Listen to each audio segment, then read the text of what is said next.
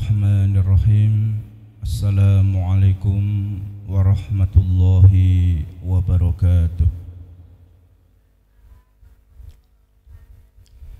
Innal hamdalillah nahmaduhu wa nasta'inuhu wa nastaghfiruhu wa natubu ilaihi wa na'udzu billahi min syururi anfusina wa sayyiati a'malina. من يهده الله فلا مضل له ومن يضلل فلا هادي له أشهد أن لا إله إلا الله وحده لا شريك له وأشهد أن محمدا عبده ورسوله لا نبي بعده. قال الله تعالى يا أيها الذين آمنوا اتقوا الله حق تقاته ولا تموتن إلا وأنتم مسلمون فإن أصدق الحديث كتاب الله وخير الهدى هدى النبي صلى الله عليه وسلم وشر الأمور محدثاتها فإن كل محدثة بدعة وكل بدعة ضلالة وكل ضلالة في النار. Ma'asyiral muslimin muslimat, jamaah yang dimuliakan Allah Subhanahu wa ta'ala. Di kesempatan yang berbahagia ini, tidak lupa kami mengajak untuk kita semua, marilah kita senantiasa meningkatkan keimanan kita kepada Allah Subhanahu wa ta'ala dengan beribadah hanya kepada Allah Subhanahu wa ta'ala, bukan kepada selainnya. Dan marilah kita meningkatkan takwa kepada Allah Subhanahu wa ta'ala. Kita tanamkan pada diri kita rasa takut ketika akan berbuat maksiat di hadapan Allah Subhanahu wa ta'ala, dan tentunya kita berusaha melaksanakan apa yang diperintahkan oleh Allah Subhanahu wa ta'ala, dan kita jauhi larangan-larangan dari Allah Subhanahu wa ta'ala. Dan kita pahami tidak ada perintah, tidak ada larangan di dalam agama ini kecuali yang tersebut di dalam Al-Quranul Karim dan hadis-hadis Nabi Sallallahu Alaihi Wasallam yang sahih. Dan marilah senantiasa kita banyak bersyukur kepada Allah Subhanahu wa ta'ala, karena Allah senantiasa memberikan nikmat karunia kepada diri kita semua, dan semakin banyak kita bersyukur, insyaallah ta'ala Allah senantiasa menambah nikmat kepada kita semua. Amin ya rabbal alamin. Jamaah yang dimuliakan Allah Subhanahu wa ta'ala, dan di kesempatan malam yang berbahagia ini, insyaallah kita lanjutkan kajian kita, taklim kita, membahas tentang masalah akidah, yaitu tentang keimanan kita kepada Allah Subhanahu wa ta'ala. Dan masih kita ambilkan dari sebuah kitab kecil yang berjudul Khut Aqidataka, karangan dari Syekh Muhammad Jamil Zainu rahimahullah ta'ala, dan kita masuk di bab Anwa'ut Tauhid wa Fawaiduhu, yang artinya macam-macam tauhid dan faidah-faidah tauhid. At-tauhidu, yakni masuk dengan tauhid, sebagaimana yang kita pahami adalah ifradullahi bil ibadah, yaitu kita mengesahkan Allah Subhanahu wa ta'ala. Dalam artian kita beribadah hanya kita tujukan kepada Allah ta'ala, bukan kepada selainnya. Kita menyembah, kita tujukan hanya kepada Allah Subhanahu wa ta'ala, bukan kepada selainnya. Karena ketika kita menyembah kepada Allah Subhanahu wa ta'ala saja, maka itu yang dinamakan dengan tauhid. Ketika kita beribadah kepada selain Allah Subhanahu wa ta'ala, maka itu namanya syirik. Jadi yang menjadi tugas kita semua ketika kita berada di dunia ini adalah bagaimana kita mentauhidkan Allah Subhanahu wa ta'ala, menyembah hanya kepada Allah ta'ala, tidak menyembah kepada selain Allah ta'ala, yaitu berbuat syirik, na'udzubillahi min dzalik. Kemudian di sini ada penjelasan limada arsalallahu rusula. Kenapa Allah mengutus para rasul? Ini adalah hal yang sering kita ulang-ulang. Jadi agar kita betul-betul memahami tujuan Allah mengutus para rasul di dunia ini, tujuannya untuk apa. Jadi kita tahu bahwasanya rasul pertama yang diutus Allah Subhanahu wa taala adalah Nabi siapa? Nabi Adam. Kalau ibu Nabi siapa? Rasul pertama. Nabi sinten, Bu? Ngaji ini wis 3 tahun lho iki lho. Dhisik rarti saiki lali. Nabi pertama adalah Nabi Adam alaihi salam. Kalau Rasul pertama adalah Nabi Nuh alaihi salam. Jadi sekali lagi, kalau Nabi pertama Nabi Adam, kemudian Rasul pertama adalah Nabi Nuh alaihi salam. Karena yang dimaksud dengan Rasul adalah seseorang yang mendapatkan wahyu dari Allah Subhanahu wa taala, ada kewajiban untuk menyampaikan kepada umatnya. Kemudian dia berdakwah di hadapan umatnya, dan umat ketika itu memang banyak melakukan pengingkaran, kufur kepada Allah Subhanahu wa taala. Kemudian setiap rasul itu memiliki syariat sendiri. Antara satu rasul dengan rasul yang lain itu syariatnya berbeda. Ya, antara satu rasul dengan rasul lain itu syariatnya berbeda-beda. Jadi sekali lagi, Nabi pertama Nabi siapa tadi? Adam alaihissalam. Rasul pertama Nabi Nuh alaihissalam. Jarak antara Nabi Adam dan Nabi Nuh alaihissalam itu ada 9 generasi. 9 generasi. Jadi dari Nabi Adam terus sampai Nabi Nuh itu ada 9 generasi. Kemudian kalau umurnya Nabi Adam berapa tahun? Pinten tahun, Bu? Akeh nggih? Yes, akeh. Nabi Adam itu umurnya, anggap karena ada perselisihan pendapat sekian ulama, anggap umurnya 1000 tahun. Nabi Adam umurnya 1000 tahun. Kalau Nabi Nuh alaihissalam umurnya 1050 tahun. 1050 tahun. Jadi kaya Nabi Nuh alaihissalam ki nom-nomane ki umure 300 tahun. Kuwi gek nom-nomane. Nggih, 300 tahun awake dhewe nom-nomane umur ayo 30 tahun ki nom-nomane gek seger-segere. Lah Nabi Nuh alaihissalam nom-nomane itu ya baru umur 300 tahun. Kemudian orang-orang terdahulu itu memang dipanjangkan umurnya oleh Allah Subhanahu wa taala. Nabi Adam sampai 1000 tahun. Kemudian tingginya Nabi Adam berapa? Ada sekitar 60 dhira'. 1 dhira' itu hampir 50 cm. Dhira' itu ya dari ujung tangan ini, ujung jari sampai siku. Itu jenenge dhira', atau kalau bahasa Indonesiane hasta. 1 hasta. Nek basa Jawane apa ini? Asto. Apa iya aja gawe dhewe lho. Ya, 1 hasta, ujung jari sampai siku. Ya, bahasa Arabe dhira'. Itu sekitar anggap hampir 50 cm. Berarti tingginya Nabi Adam itu kurang lebih 30 meter. Pantes nek umure 1000 tahun nggih. 1000 tahun. Nek dhuwure 30 meter kok umure mung 20 tahun kan ya kita ora sumbut ya. Ora cocok. Nah itu. Makanya kalau kita dapati sekarang fosil-fosil hewan yang ditemukan kok kewane kita gede-gede ya wajar. Ya misalnya fosil dinosaurus sampai besarnya segitu.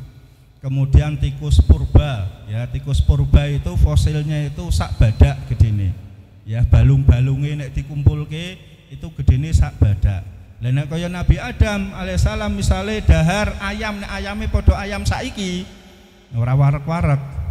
Ya berarti hewan-hewan ketika itu memang gede-gede. Beda dengan umur orang-orang sekarang. Kalau umur orang dahulu itu kan tua-tua sampai 900 tahun, 1000 tahun, 1100 tahun dan seterusnya. Tapi kalau umur orang sekarang, kata Nabi SAW, a'maru ummati, umur umatku baina sittina wa sab'ina sanatan, antara 60 sampai 70 tahun.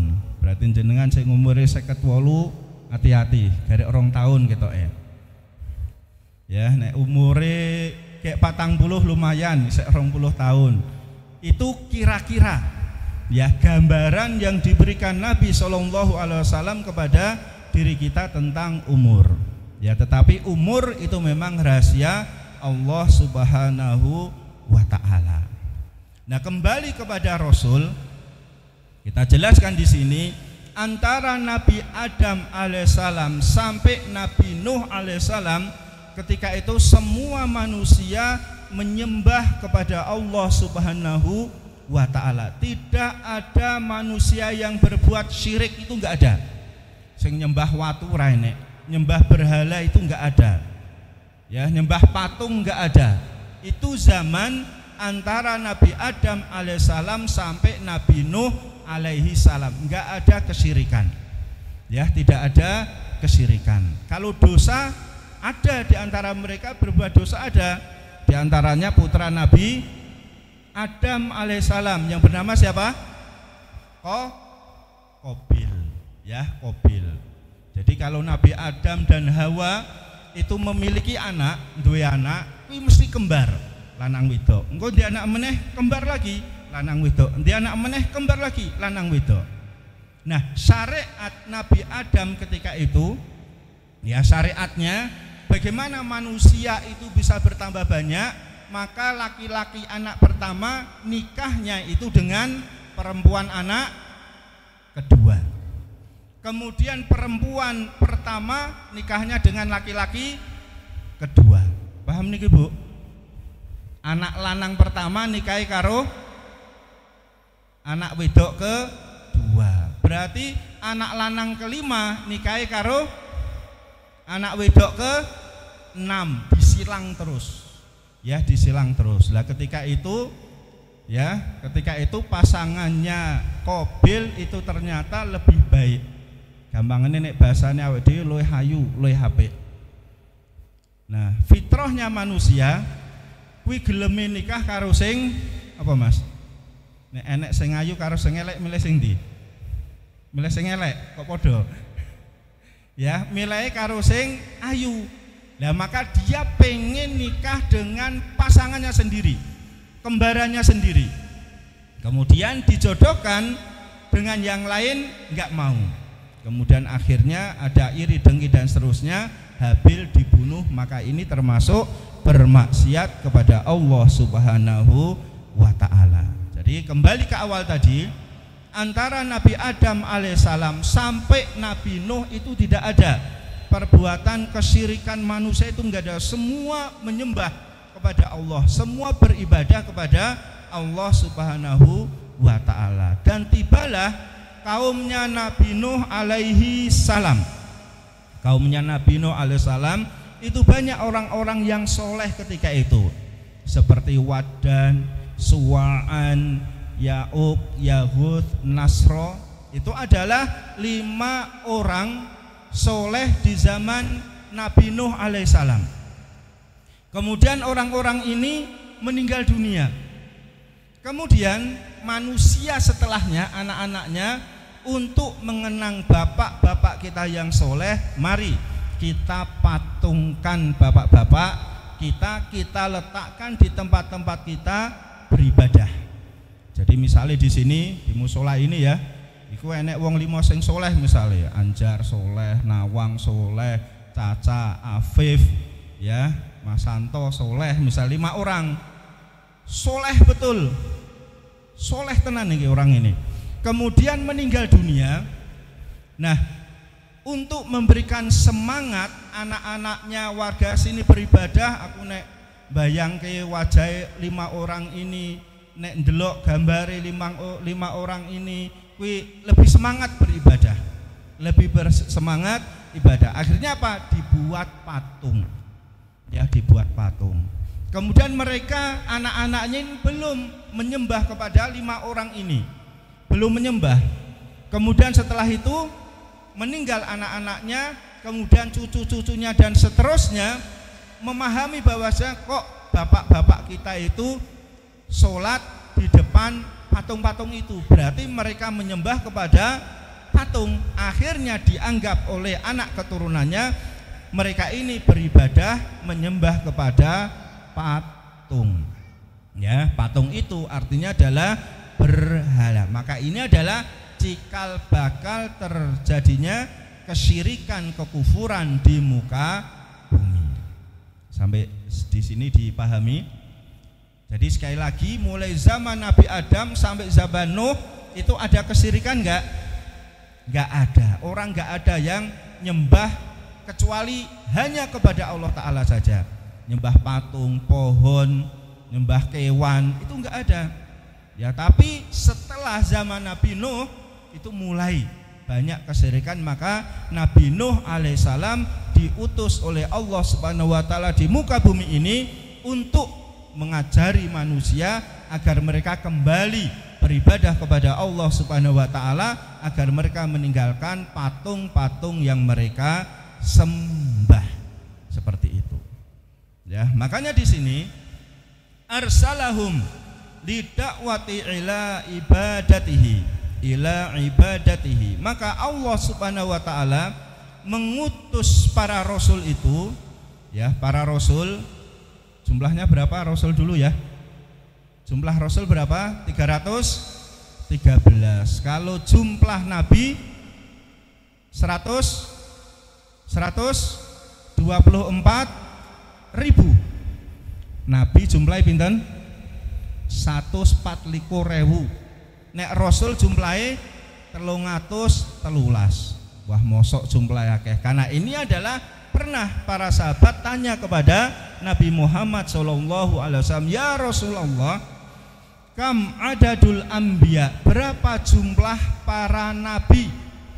Dijawab oleh Nabi SAW, mi'ah wa arba'ah wa isrun alfan, 124.000.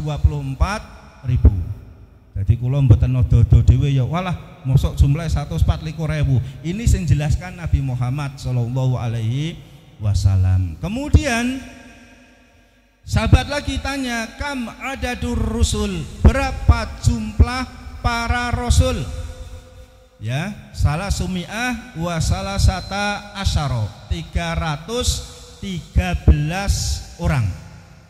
Nah, di antara kerjaan Bani Israel, orang-orang Israel yang terdahulu adalah yaktulunal anbiya. Mereka itu senangnya membunuh para nabi. Bahkan sehari mereka itu bisa membunuh 70 nabi. Ini orang-orang Israel. Ya, Bani Israel itu mereka biasa membunuh para nabi. Jenengan milih Israel apa Palestina nih? Israel. Oh, ya. Jadi sehari itu bisa membunuh 70 nabi. Di pagi hari, siang hari mateni 70 nabi, kemudian sore hari mereka sudah kegiatan keseharian lagi. Seneng pasar-pasar, neng kerja-kerja, tulanan keluarga-keluarga dan seterusnya. Ya, mereka orang-orang yang tidak punya hati. Ini adalah orang-orang Bani Israel. Ya, jadi nabi atau Allah Subhanahu wa taala mengutus mereka, yaitu para rasul, ibadatihi, agar mengajari umat bagaimana sebenarnya beribadah kepada Allah Subhanahu wa taala, wa nafyi syirki anhu, dan untuk menghilangkan kesyirikan di muka bumi ini. Maka ini yang harus benar-benar kita pelajari, bagaimana mentauhidkan ibadah kepada Allah taala sing tenanan, sing benar itu bagaimana, dan mana yang merupakan kesyirikan, kekufuran, maka itu harus kita jauhi. Nah, ukuran mana yang termasuk tauhid dan syirik adalah sebagaimana yang dijelaskan oleh Nabi Muhammad SAW. Jadi ketika kita belajar ngaji taklim tentang masalah akidah, yang seperti ini yang akan kita pelajari agar ibadah kita itu benar. Ya, kemudian ketika kita beragama Islam, Islam kita itu benar. jauh dari kekufuran, kesyirikan, ya tatoyur, khurafat dan seterusnya. Ini yang harus kita hindari sehingga Islam kita itu menjadi Islam yang iman. Karena banyak orang Islam tapi dia tidak beriman karena dia nggih salat, nggih zakat, ya umroh, ya haji tapi kadang masih melakukan bentuk-bentuk kekufuran, kesyirikan kepada Allah Subhanahu wa ta'ala. Maka orang yang beriman pasti Islam, tapi orang yang Islam belum tentu beriman. Jelas nggih? Orang iman mesti Islam, wong Islam urung tentu iman. Karena banyak orang Islam masih melakukan perbuatan kesyirikan kepada Allah Subhanahu wa ta'ala.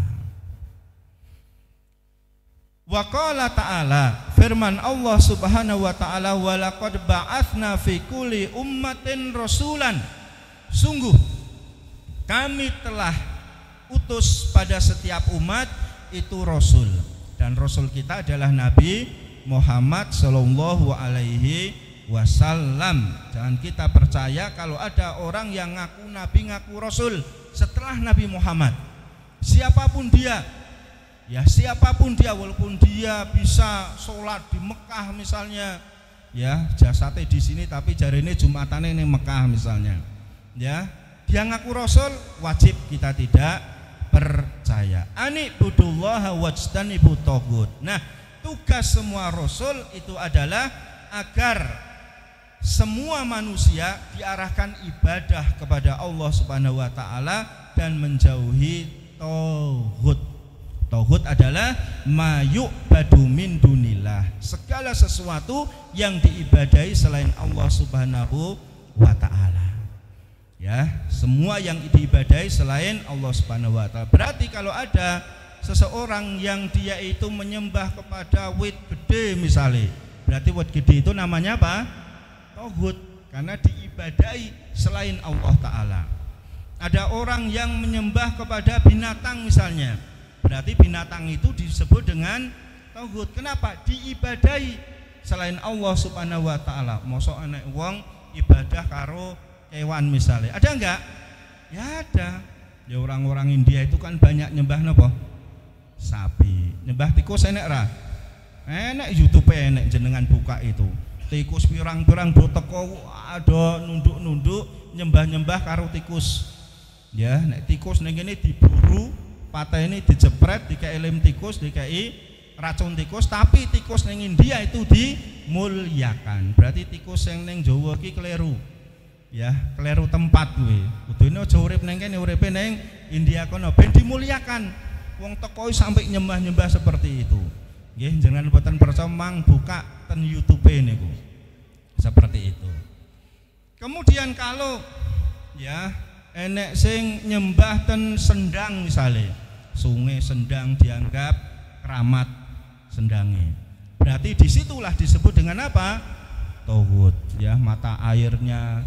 Kemudian ada kepercayaan di situ sak sapa wonge sing raup neng sendang kuwi, maka wajahnya akan 10 tahun lebih muda dari wajah neneknya. Bener nek niku nggih? Ya bener, 10 tahun lebih muda daripada wajah mbahne. Nek iku ora raup neng kono wis genah nek niku. Ora usah nganggo pon wis genah. Nah, itu berarti termasuk penyembahan kepada selain Allah Subhanahu wa ta'ala. Maka kita kembalikan, ya kita kembalikan ibadah kita, sesembahan kita, kita tujukan hanya kepada Allah Subhanahu wa ta'ala. Ya seperti itu. Kemudian wal anbiya'u ikhwatun wa dinuhum wahidun. Para nabi, ya yang jumlahnya banyak tadi, itu adalah bersaudara. Jadi nabi-nabi itu bersaudara. Agamanya adalah agama yang satu, yaitu Islam. Mulai zaman Nabi Adam alaihissalam sampai Nabi Muhammad sallallahu alaihi wasallam, semua agamanya satu, yaitu agama apa? Islam. Tapi syariatnya berbeda-beda. Ya, syariatnya berbeda-beda.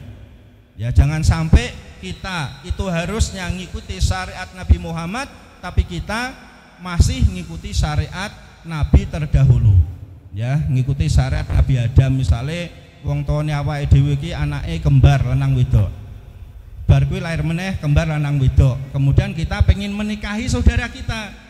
Ya, anak laki-laki pertama pengen nikahi anak perempuan kedua. Lah kuwi Nabi Adam yang dhisik ngono kok anak-anake beda-beda syariat. Ya, nek sing apik-apik sing penak-penak ditiru, nek sing ra penak ora gelem niru. Kenapa? Zaman nabi-nabi terdahulu kalau ada orang berbuat dosa besar, faktulu anfusakum. Apa itu? Bunuh diri kalian sendiri. Mateni awake dhewe entuk, dipatekke wong liya kuwi ya entuk. Sing penting harus mati ketika melakukan dosa besar. Pengen nerapke? Hah? Melakukan dosa besar langsung suruh bunuh diri. Itu zaman dulu, nabi-nabi terdahulu. Pengen nerapke napa mboten ten mriki?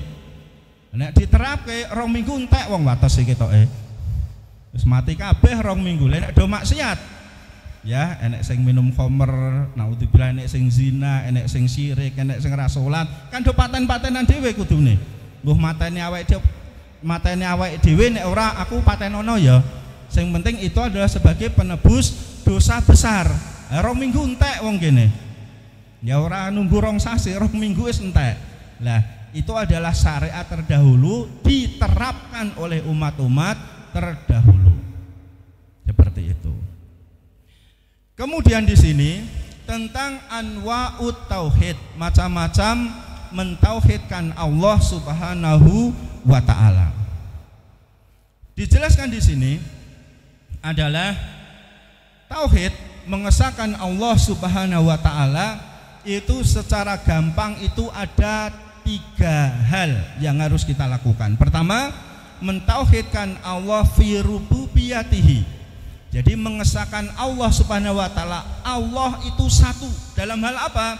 Fil khalqi, dalam masalah penciptaan. Kemudian yang kedua, fit tadbiri, dalam mengatur alam ini. Yang ketiga adalah fi rizki, dalam memberikan rizki kepada diri kita. Ini harus kita percayai, ini milik Allah Subhanahu wa taala. Ya, jadi yang menciptakan semua alam ini adalah Allah Subhanahu wa taala. Enggak ada satu manusia pun yang mampu. Kon gawe krikil siji, bisa apa enggak manusia? Ora iso. Kon gawe wit, ya enggak bisa. Wit sing asli urip enggak bisa. Kecuali wit saka plastik misalnya, ku ya iso. Ya, seperti itu. Dan ini adalah milik Allah Subhanahu wa taala.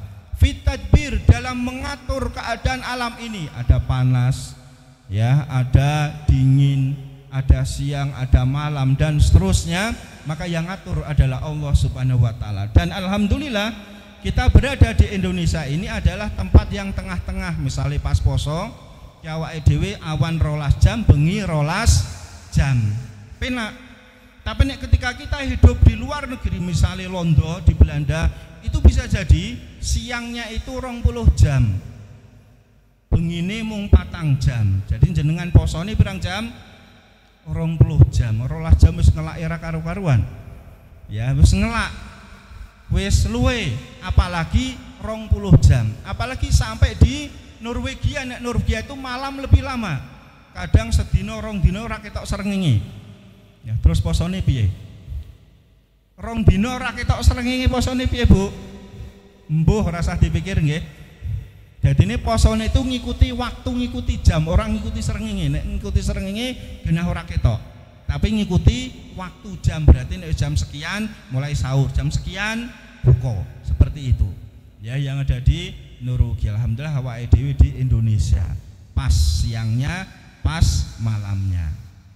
Ya, kemudian fi rizki, kita harus meyakini bahwasanya yang memberikan rizki kepada kita itu adalah Allah Subhanahu wa taala. Dan ingat, sebagian orang mengatakan rizki ku duit.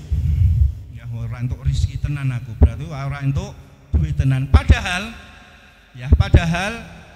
kesehatan itu adalah rizki dari Allah Subhanahu wa taala.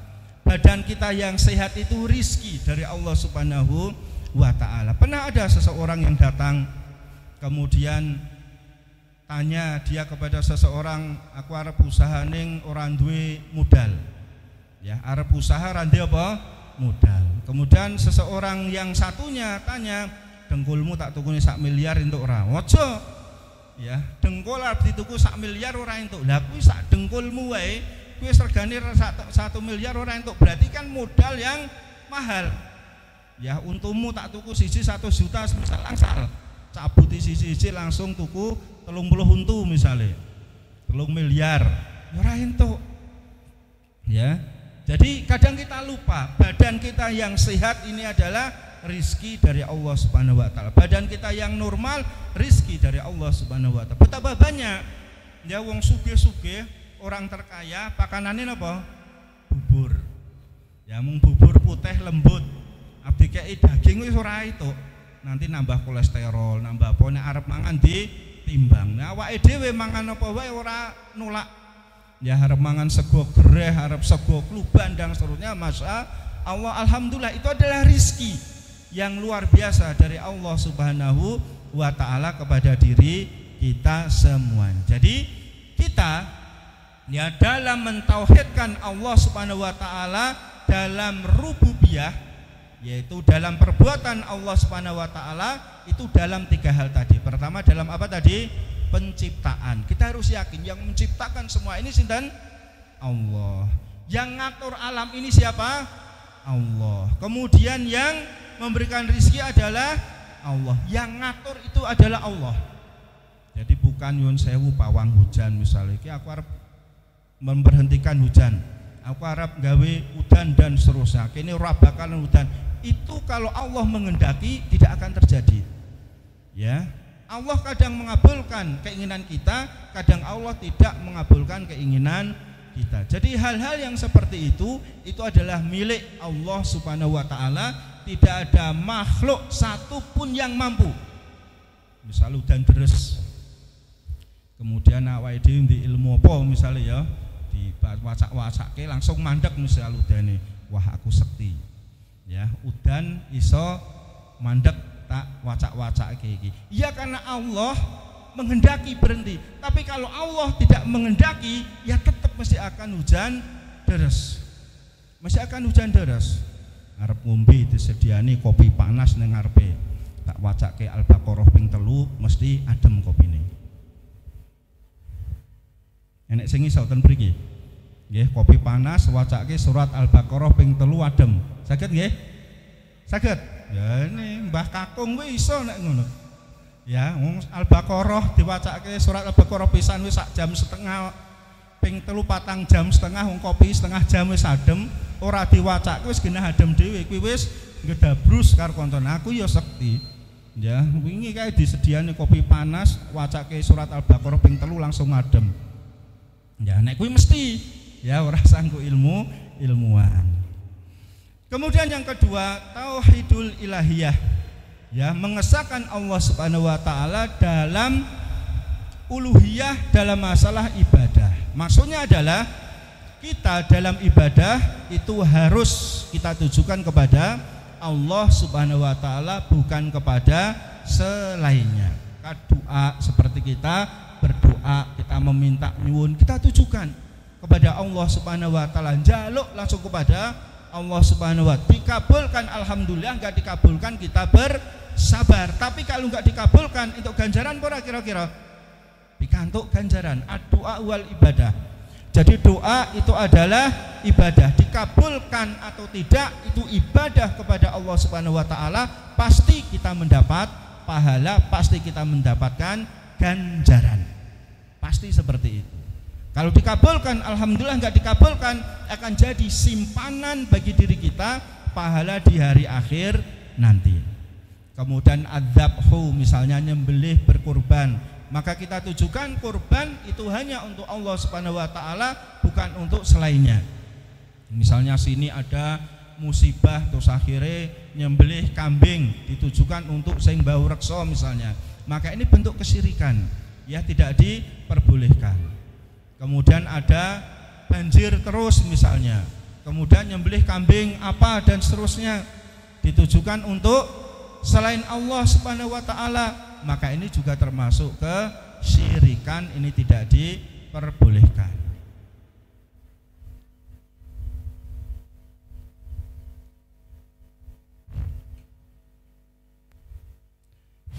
Kemudian nadar, tahu nadar nggih?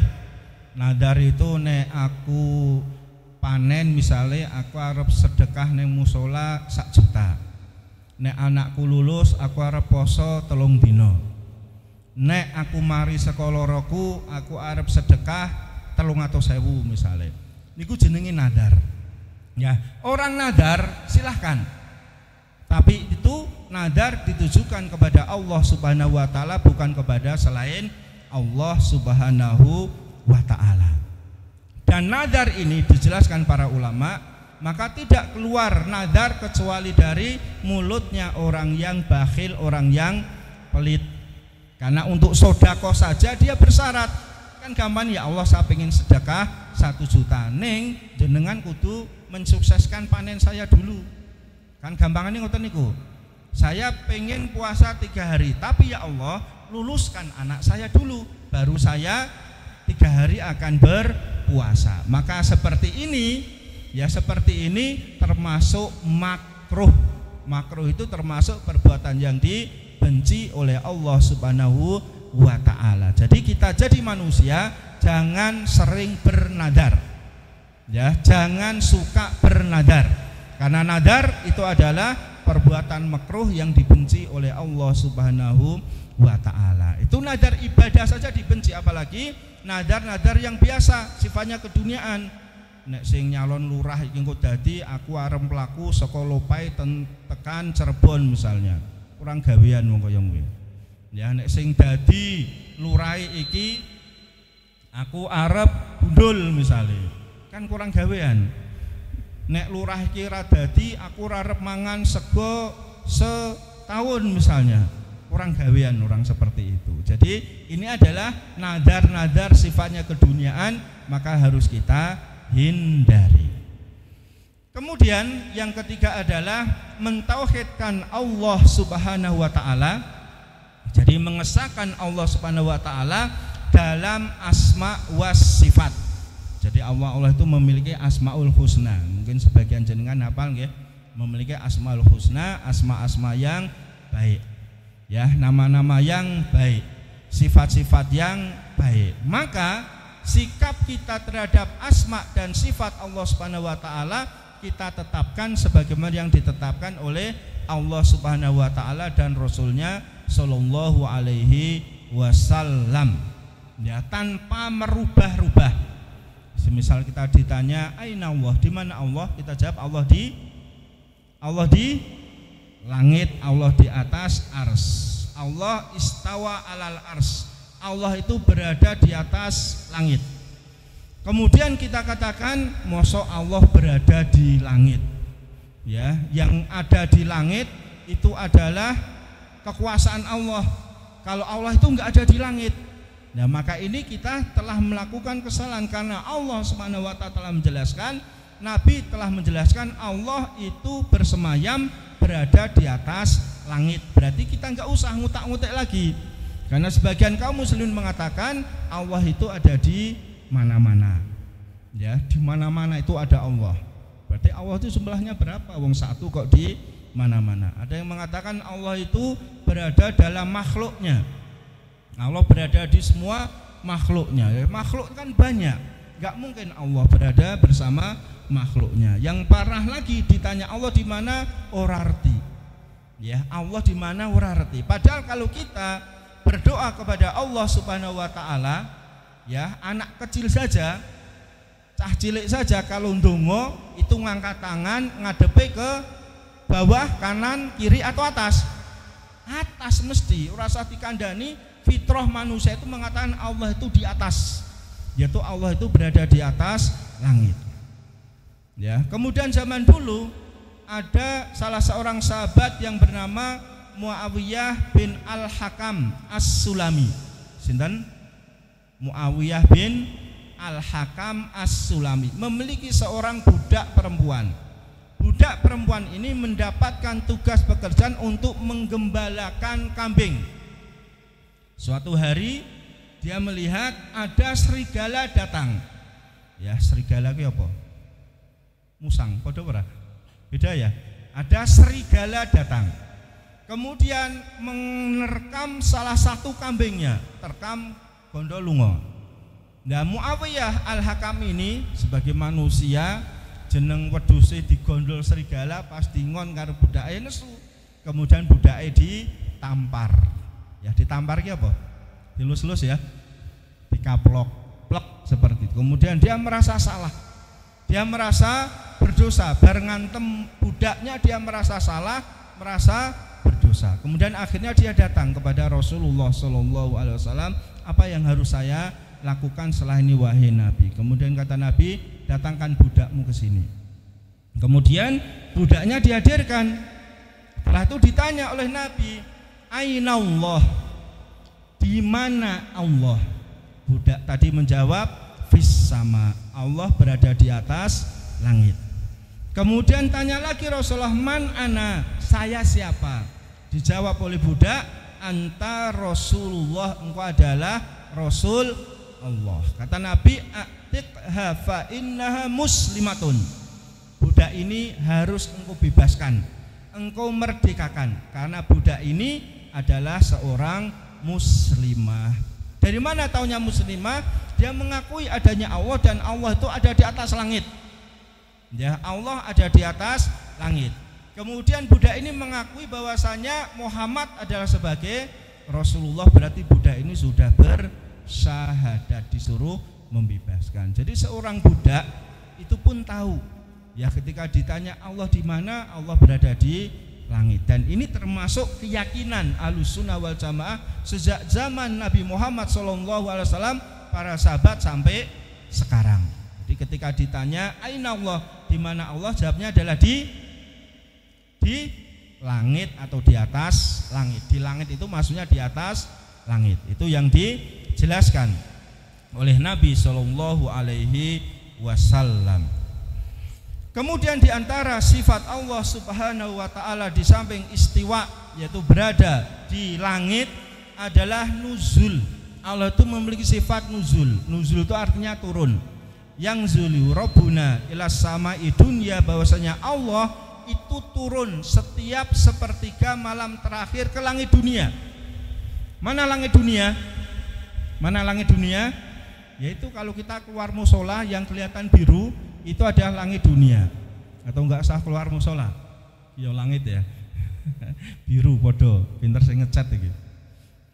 Ya, jadi kita keluar musola, kita lihat ke atas, biru itu adalah langit dunia. Sebagaimana dulu yang pernah kita sampaikan, jarak bumi yang kita pijak ini sampai ke langit dunia, langit biru adalah berapa?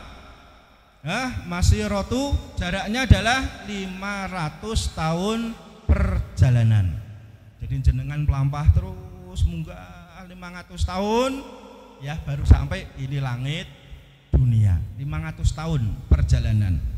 Kemudian tebal setiap langit, karena langit itu adalah lapis 7. Ya, langit lapis 7. Nah, tebal setiap langit 500 tahun perjalanan.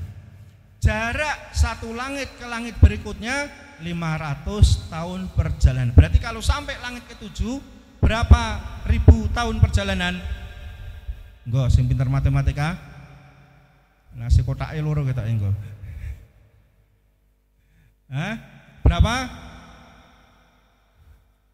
500 kali 7 langit, berarti wis 3.500. Tebal setiap langit 500 ping 7 3.500. Berarti totalnya 7.000 tahun perjalanan kita baru sampai langit ke-7.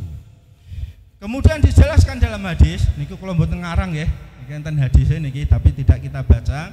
Jadi di atas langit ke-7 itu ada kursi Allah Subhanahu wa taala. Kursi itu adalah maq'adu qodamaihi. Kalau kursi bagi kita tempat apa?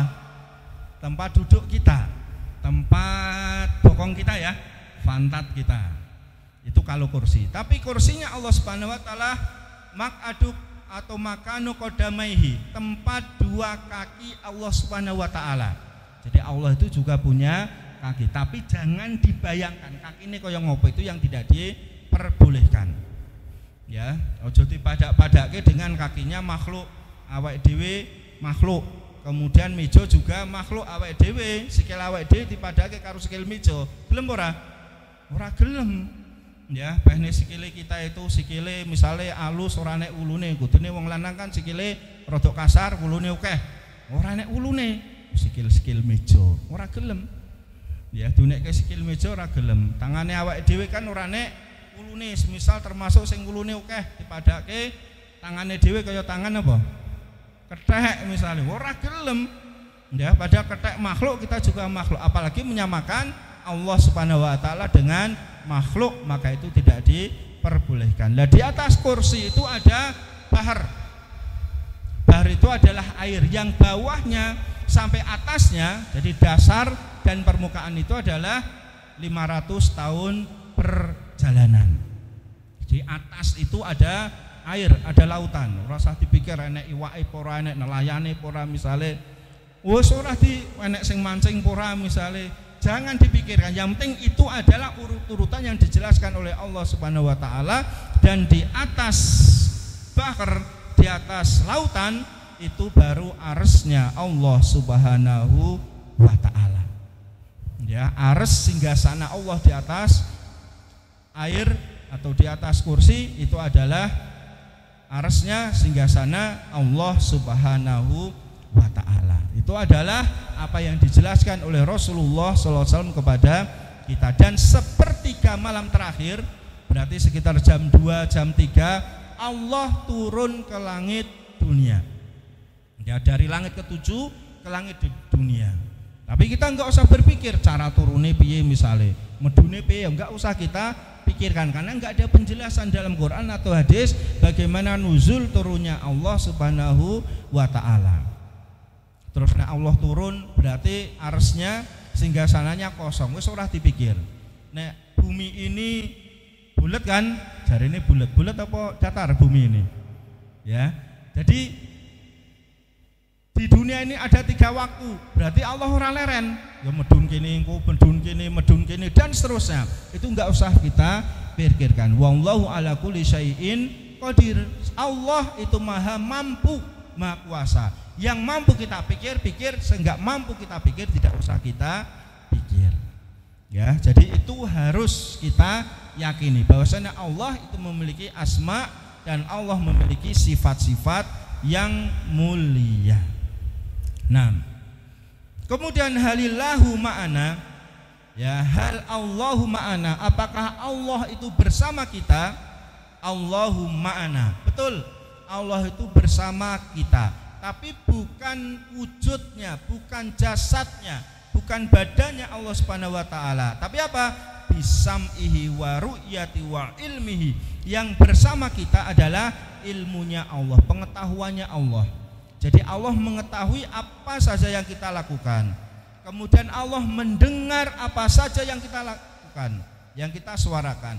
Allah melihat apapun yang kita lakukan. Itu yang bersama kepada diri kita. Jadi bukan wujudnya Allah bersama kita, enggak, zatnya Allah bersama kita, enggak, tapi adalah penglihatan Allah, pendengaran Allah dan ilmunya Allah Subhanahu wa taala. Itu yang bersama dengan kita, bersama dengan makhluk, ya, bukan dzatiyah dari Allah Subhanahu wa taala. Karena akhir-akhir ini ada sebagian orang yang mengaku dia berjumpa kepada Allah di dunia.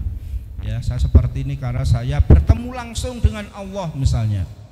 Ya, saya bertemu langsung dengan Allah, Allah memberikan wahyu kepada diri saya untuk mendakwahkan kepada manusia. Wajib tidak percaya. Kalau ada orang ngaku ketemu Allah, wajib tidak kita percaya.